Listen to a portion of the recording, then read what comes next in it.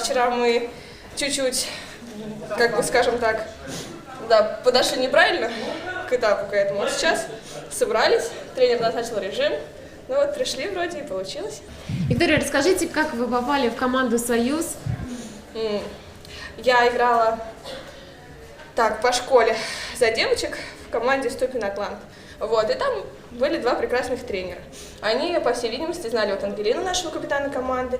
И когда Ангелина позвонила, попросила игроков, чтобы им дали, но они позвонили мне и предложили мне поиграть за эту прекрасную команду. Я согласилась, потому что это очень хороший шанс, вариант, чтобы, как бы, скажем так, времени прогуливать и заниматься любимым полезным делом. Почему хоккей ваше любимое полезное дело? Потому что у меня папа хоккеист, а я очень сильно люблю своего папу.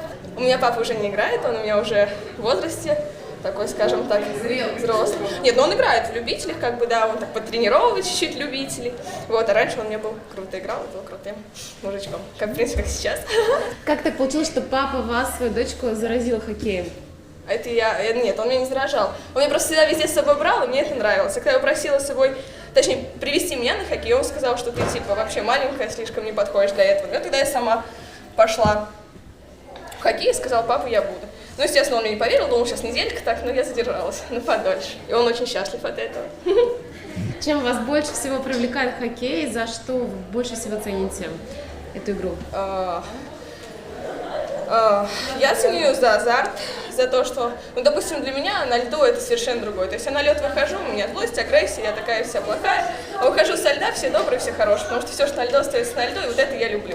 Что на льду можно как бы по-другому себя раскрыть, не так, как в жизни.